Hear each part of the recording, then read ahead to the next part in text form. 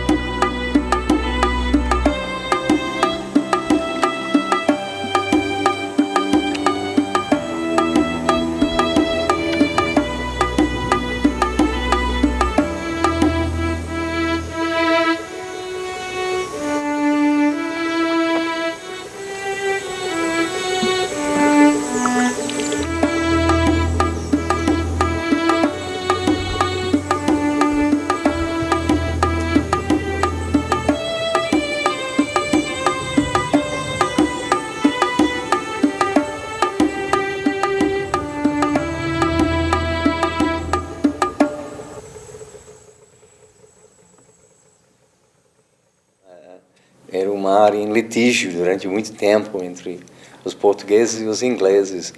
E os povos aqui, como eu disse, com essa migração que veio primeiro do Brasil para a Guiana, depois, sobretudo, da Guiana para o Brasil, essas populações indígenas, de fato, vêm dos dois lados, não são só guaianenses ou só brasileiros. E essa fronteira, uma fronteira política, ela se sobrepõe às fronteiras étnicas já existentes na região.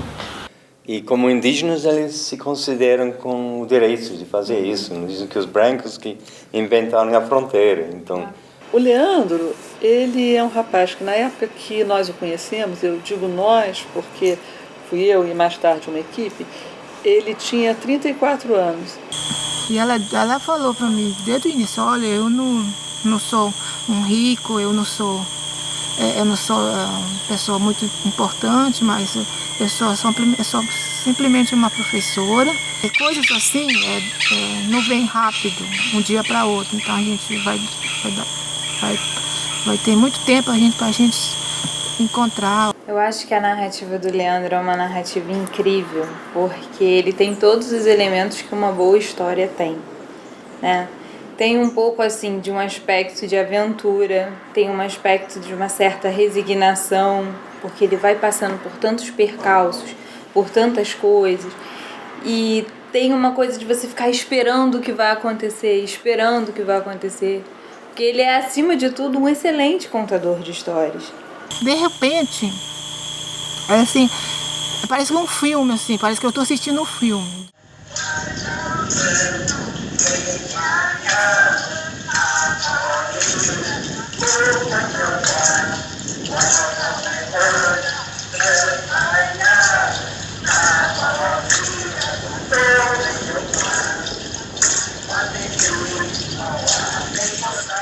Ele nasceu na Guiana, numa região que faz fronteira com o Brasil, que se chama o Léten. No Léten existem uma série de aldeias indígenas. Uma dessas aldeias indígenas se chama Mocomoco. O Leandro é originário dessa aldeia que se chama Mocomoco e os índios chamam-se Macuxi.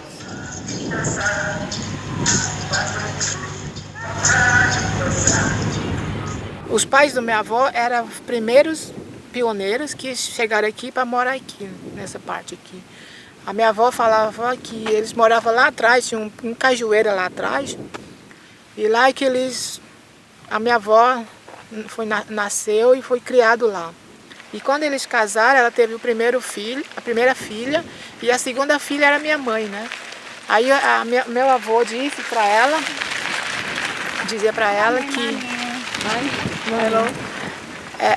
ela que aqui não é um bom lugar para morar, e ele queria levar ela de volta lá para o lugar dele, lá onde ele vem. Aí lá eles montaram no cavalo, meu avô e minha avó, e começaram a caminhar. com 2 filhas, que a minha tia e minha mãe eram bebezinhos. Aí fui caminhando, um dia, 2 dias, 3 dias depois, a minha mãe ficou muito doente.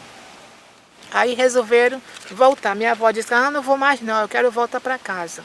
Aí meu avô disse, não, em vez de voltar para lá, que lá não tem nada, lá não tem mato, não tem selva, não tem nada, vamos procurar nas montanhas. Lá na frente tu vê as montanhas que chama Kanaku Mountain. Lá eles entraram para lá. Lá eles encontraram essa vila que chama Mukumuku Village. E lá que hoje eles moram hoje.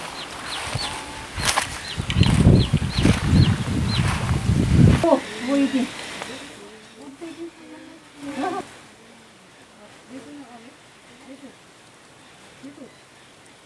94, 96. You? Yes. Ah. You are very well. And so do you. 108. 108. 108. Tudo esse fruteiro aqui fui eu que plantei. Eu não é daqui, eu venho lá do Borbis. Lá do Borbis. Borbis fica entre a Guiana e Suriname. Eu venho pela estrada, caminho para chegar aqui. Aqui, quando eu cheguei aqui, homem, pego eu, crio eu. Quando eu cheguei aqui, 14 anos. Eu estava 14 anos. Eu. Quando eu cheguei aqui no Pununi. Eu andei.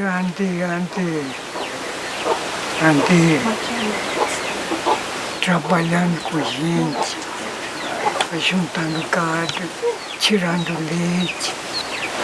Depois eu disse, eu não vou trabalhar mais com ninguém. Eu deixei serviço. Eu trabalhei para mim, só para mim. Bom, aqui é a entrada da vila Mukumuku. As casas são feitas de chapéu de palha. As palhas são do Buriti.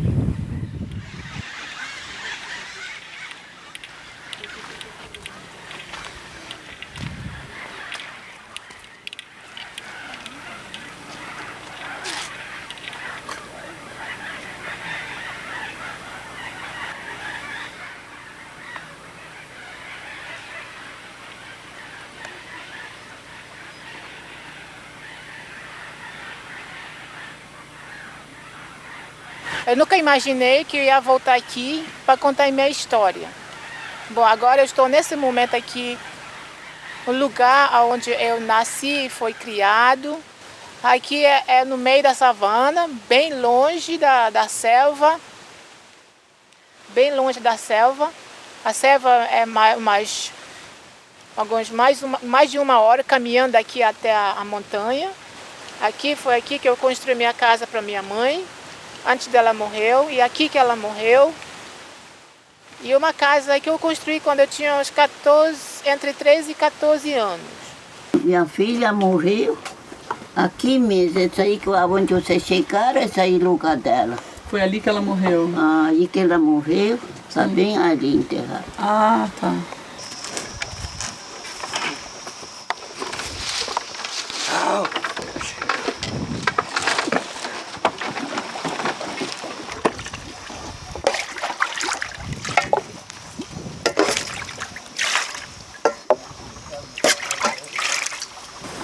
My name is Gabriel Ambos. I live in Mukumuku. I am 9 years old. My name is Selena Tancreda. I live in Mukumuku. I am 9 years old.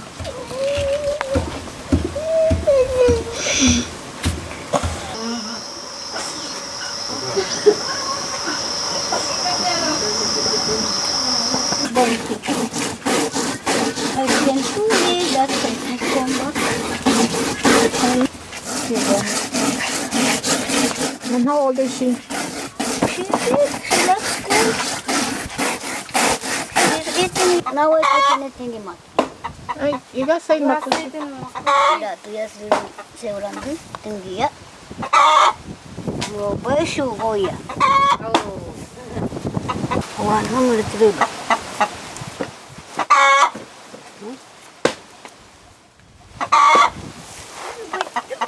Kayak utus dulu.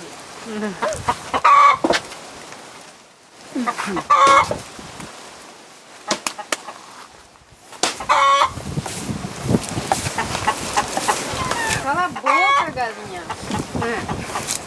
Brasileirinho. Ay, dahil kamu ya sa uni. Roberta. Asa man daw be.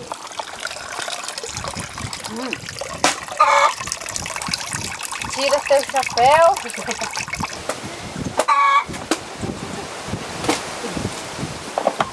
See what I'm doing? Don't blame me. I go burn your camera. Serena, this one. Oh, this is what? This is what they call it cassava meal. You sift it for farine. Yan ulit, just something kang magaling hapon. Ka.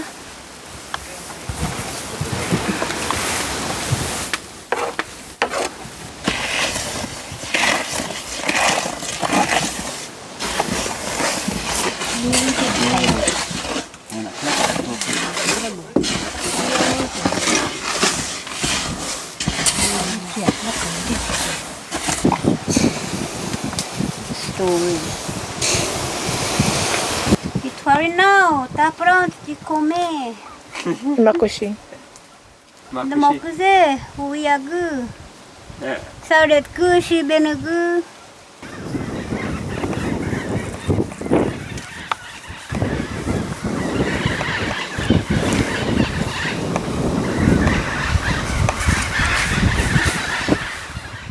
Que eu sofri muito na mão dos meus pais, que minha mãe me batia muito. Meu braço assim era cheio de bolinhos, de tantas varas que ela dava em mim. Entendeu? Aí minha mãe me pegou e o meu pai me agarrou. Tinha um pimenta, a pimenta malagueta, que é um pimenta mais ardoso. Né? Então minha mãe pegou e amassou assim dentro de uma cuia pequena. E ela pegou um algodão fino e meteu dentro assim. E foi quando meu pai já me segurou já. E só pegou minha cabeça assim e abriu o meu olho assim, meteu pimenta lá dentro. Assim, assim como se fosse alguém assim, meteu uma faca assim no teu olho assim. O uso da pimenta, tanto nos olhos, no ânus, em escarificações na pele, no caso de ritos de caça ou de procedimentos também de atração de namorados, e são muitos os usos. Nas crianças, em especial, faz parte da educação das crianças. Dizem os mais velhos que no caso da pele e do ânus, a ardência da pimenta torna as crianças ágeis. Elas saem correndo e vão até o igarapé, vão se lavarem, e isso serve para que eles não sejam lerdos, preguiçosos. Os mais velhos ou os xamãs também ensinam e recomendam todos aqueles que vão sair da aldeia, que vão fazer um passeio, que vão a uma caçada, que vão a algum outro lugar, que passem pimenta nos olhos, ou também que comam pimenta, porque tanto o cheiro, né, da boca exalando pimenta, quanto a pimenta nos olhos é como um protetor para que as pessoas não se topem com essas visagens e não sejam encantadas por elas, se tornem vulneráveis ao roubo do seu espírito. Uma coisa que você aprendeu, eu aprendi com muita coisa aí, né? Mesmo sendo castigado por coisas que não existem, mas todos esses castigos, através de todos esses castigos, fez eu ficar mais forte, fez eu ficar mais corajoso, entendeu? A primeira coisa que eu perguntei para ele era qual era o nome dele na etnia da qual ele vem. E foi muito difícil ele dizer que ele não tinha um nome indígena. Né? Ele não tinha um nome indígena, e eu acho que isso tem a ver um pouco com a história, um pouco dos ameríndios na Guiana. Tá? O nome dele em Moco-Moco era Owen, era um nome de origem inglesa. Well, this is Moco-Moco Primary School, and the school where I used to study. And here my name is Owen. This is my first name. A name I was baptized here. And just over there, we have the Catholic Church. Meu pai, ele é um filho de um macuxi, a mãe dele, e o pai dele era o filho de um inglês. Então ele já saiu, ele nasceu falando inglês, macuxi, português, e o apixana e uai-uai. Quando havia, né, essa disputa pela terra, aqueles fazendeiros ou aqueles ocupantes, grileiros das terras indígenas se sentiam brutalmente diminuídos e até ameaçados, sem saber o que estavam falando deles ou não, pela sua ignorância nas línguas indígenas. Então, era esse movimento de forçar o aprendizado compulsório de uma e ignorar a outra, que, aliás, sintomaticamente era chamada de gíria pelos fazendeiros. Proibido falar gíria aqui, coisas desse tipo. Vê que daqui a 20, 30 anos, não vai existir mais a língua macuxi. Porque os velhinhos estão morrendo e é só quem fala macuxi são os nossos pais. É interessante a gente encontrar lá, por exemplo, uma moça que tenta resgatar o idioma macuxi, que eles perderam. Eles eram proibidos de falar macuxi no colégio. Então eles falam inglês e é inglês, ponto, né? Então a gente percebe também um certo interesse de resistência em relação àquela cultura, em relação à língua, mas que é um trabalho que tá no começo, né? A minha avó, meu avô e só. Meu pai também, minha mãe falava um pouquinho também. E as outras pessoas, algumas pessoas da vila também falam português. Porque a maioria das pessoas mistura com a avó deles, a avó, o avô, sempre é brasileiro. Então eles têm aquele brasileiro dentro deles, assim.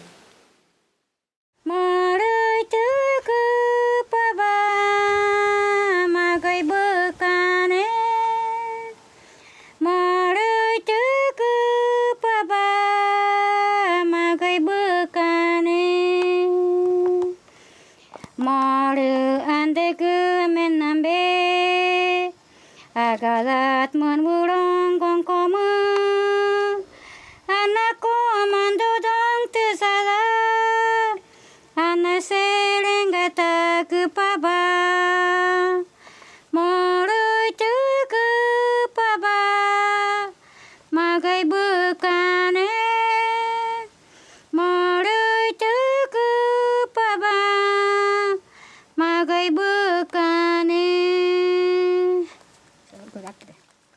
Okay, so what is really this first verse saying? Shoshita Slulupipilin.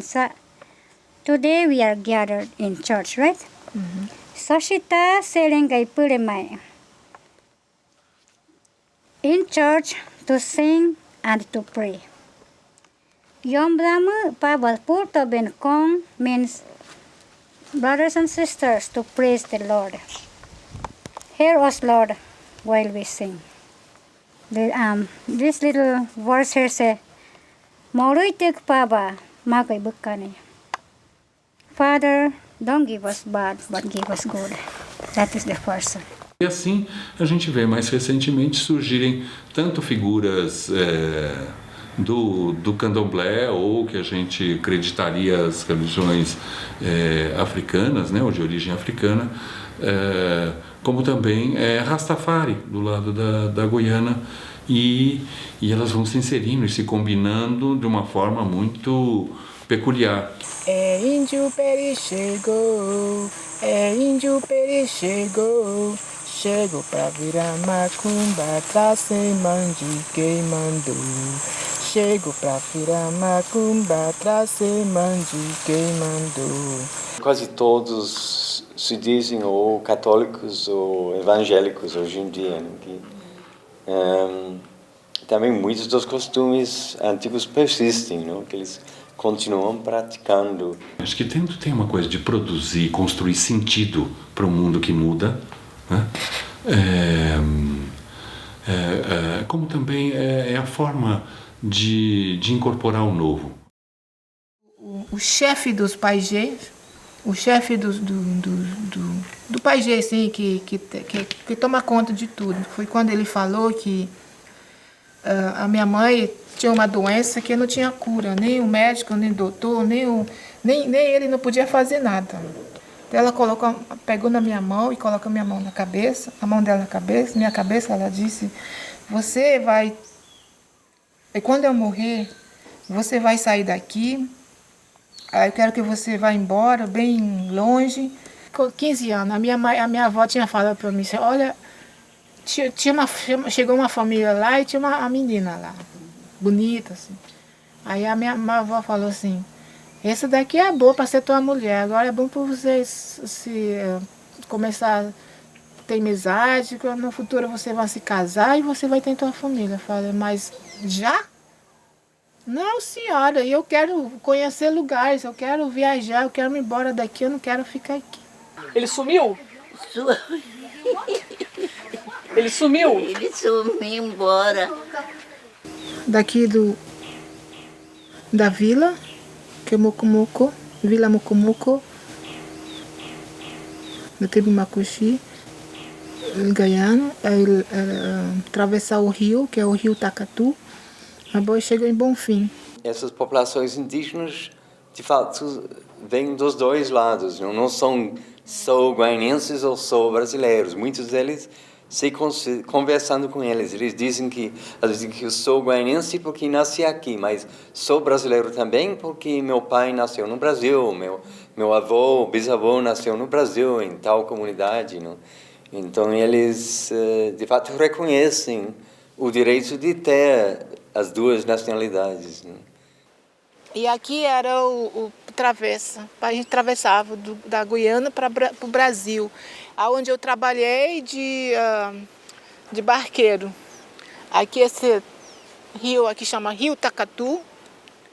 Quando está cheio, ele chega bem aqui, uns 10 metros de altura. Mas quando ele seca, ele vai lá no fundo, fica até o mais fundo, é assim, 1 metro de fundura. Então a gente pode caminhar até lá outro lado. Então foi aqui que eu atravessei, minha travessia de um país para outro país.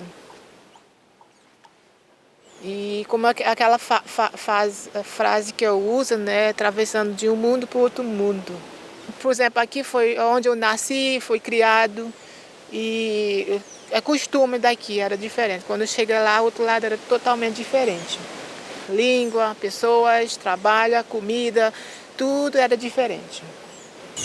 Eu cheguei lá no rodoviário, aí eu vi a fila, né, depois de muito tempo procurando, eu vi todo mundo, Boa Vista, pra onde? Boa Vista. E eu, será que é um Boa Vista? Aí quando eu olhei o ônibus, já estava escrito Boa Vista. Eu falei, eu acho que vamos para Boa Vista. Será que eu vou para Boa Vista também? Não, vou para Boa Vista. Quando eu olhei, para onde? Boa Vista. Tá bom. Documento. Documento não tem, não.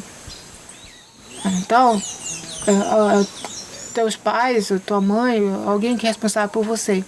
Não tem, não. Então você não pode viajar sem a autorização dos teus pais. Eu falo, eu não tenho pai, eu não tenho mãe, eu não tenho ninguém. Eu estou viajando sozinho. Então, a minha língua portuguesa já não era assim, já era misturada com macuxi, com inglês, era tudo misturado assim. Então a mulher disse, então não é o brasileiro, então cai fora. Me empurraram assim fora. Mas eu tenho dinheiro, eu mostrei o dinheiro, eu tenho dinheiro, eu quero pagar, eu quero comer passagem, eu quero ir no ônibus. E eu comecei a falar, tudo enrolar, todo mundo olhava para mim. Aí assim, um jeito falava assim, Ih, isso aí, índio, volta para tua terra. O que tu quer para a cidade? Quando eu cheguei em Bonfim, tinha vários lugares onde eu podia ir. Eu podia ir para Normandia, eu podia ir para Malocas de Raposa, onde mora o meu avô, que é irmão do meu avô, que mora em Raposa Serra do Sol, que é Malocas de Raposa.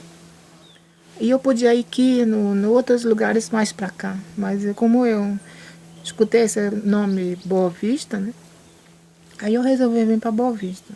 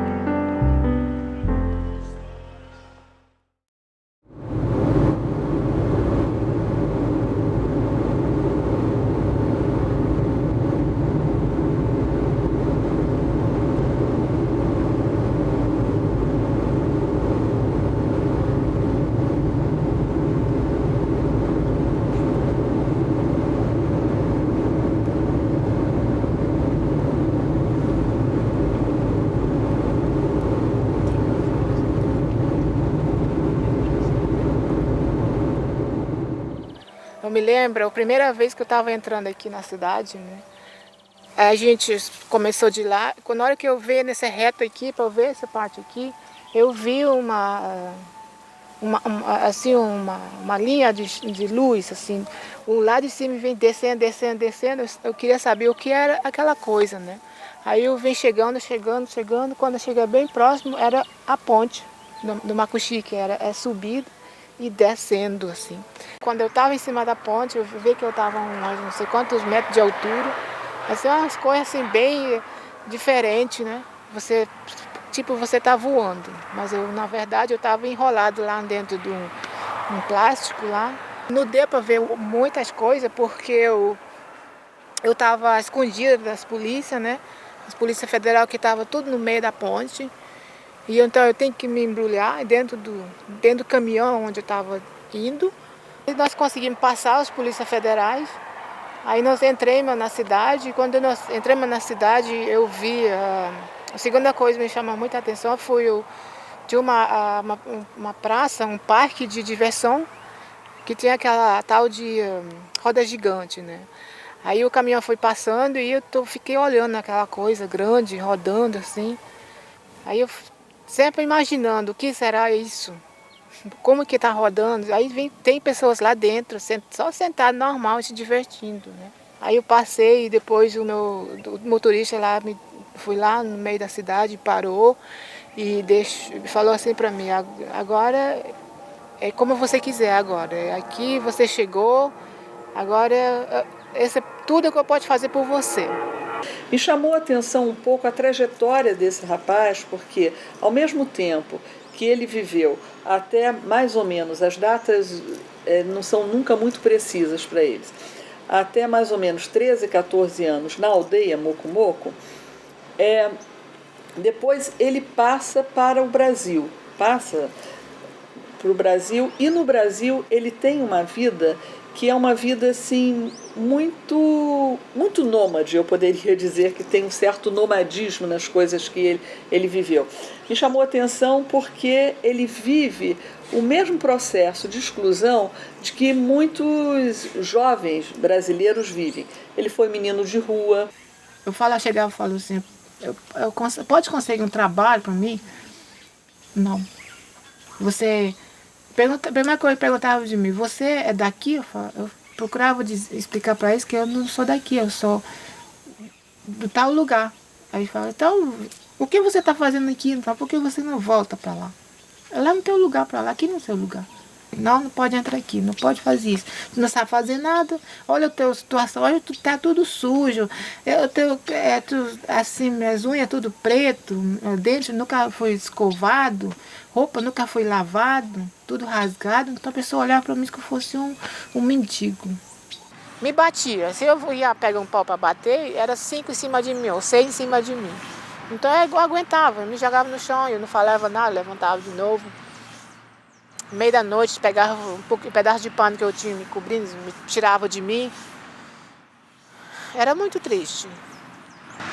Não tinha vontade de viver, de vontade de ir embora assim, de uma vez, me matar e não queria mais viver. Porque vivia, porque continuar vivendo, por causa do... Só porque minha mãe diz assim, eu tenho que viajar, tenho que ir embora, porque um dia eu vou encontrar uma felicidade, essas coisas.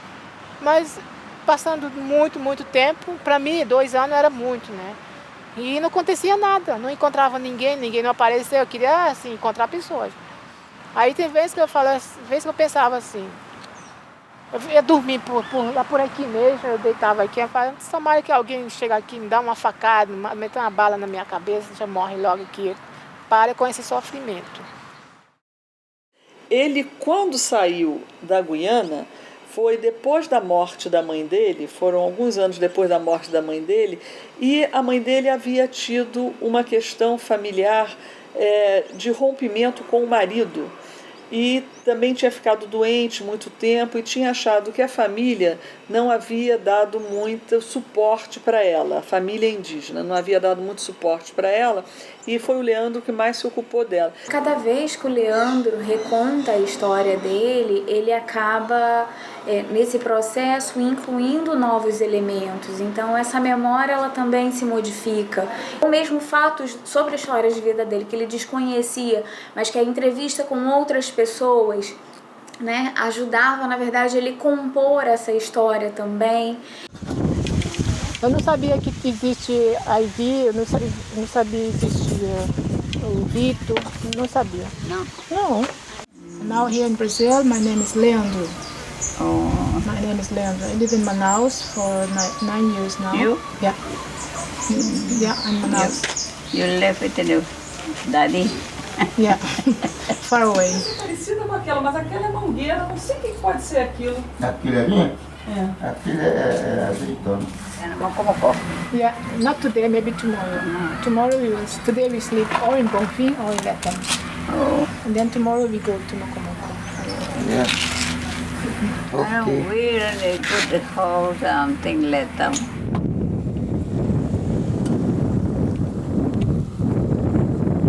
Quando nós entrevistamos o pai do Leandro, ele estava muito comprometido de saúde.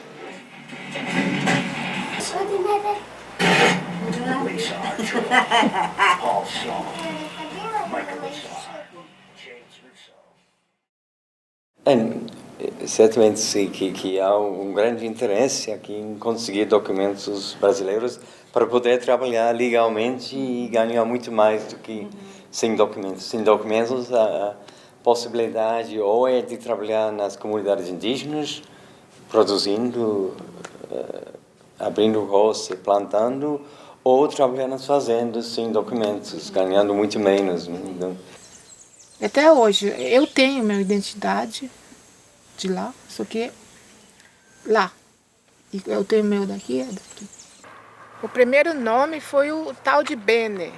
Aí ele diz, tá Bene, vem cá Bene. Então desde aquele dia me deu esse nome, fiquei mais de 3 anos com esse nome Bene. E foi-se meio como um camaleão, pegando um pouco as identidades que eram ofertadas. Aí depois eu fui trabalhar no Serraria, lá a estrada entre Manaus e Boa Vista, e lá me deram um outro nome, que era Enio. Aí lá, meu patrão lá me chamava de Enio, todos os documentos que assinados eram de Enio. Aí depois veio o X, né? Quer dizer, eu já tinha o X também. Me enrolei um pouquinho, mas eu também já tinha o X. Aí depois veio o Leandro.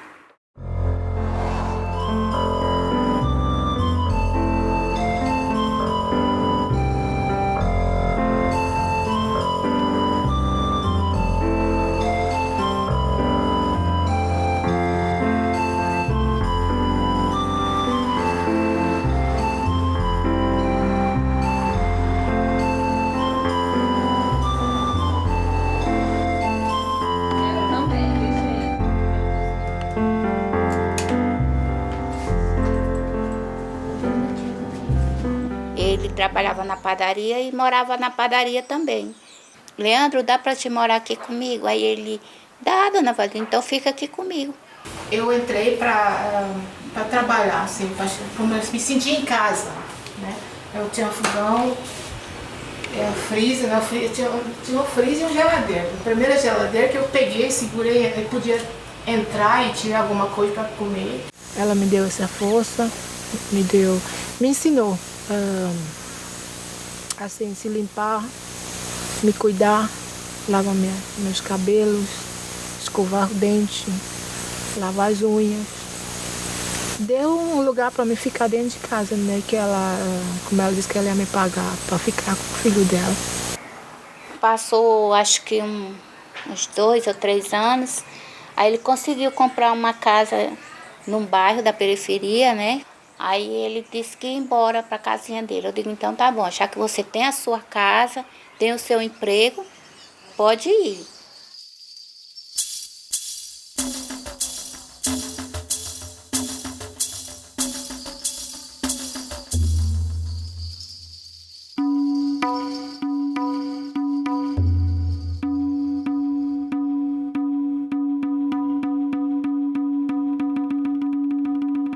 Porque agora, né, onde eu moro é o bairro Jesus me deu. Esse bairro tem 4 anos de idade. Que aqui era uma invasão, né? Aqui era cheio de mato, como você está vendo lá do outro lado, era só mato aqui. E depois a gente sofreu, para a gente conseguir isso, foi uma trava de muita luta, muita guerra, briga contra as autoridades, polícia, militares. Uma vez eu acordei, as mulheres gritando e chorando, e lá vem a cavalaria. Quando eu olhava, era muita gente descendo, aqueles soldados assim, tudo armado, para expulsar a gente, para mandar a gente embora. E quando a gente se ajuntamos, né, como diz assim, a união faz a força, né? Então, se todo mundo se ajunta, não, a gente não vai deixar eles expulsar a gente, porque é nossa casa, nosso lugar. Aí metade da pessoa foi expulso, metade foi preso, os líderes foram presos, tinha alguns mortos, naquele dia foi uns 3 mortes.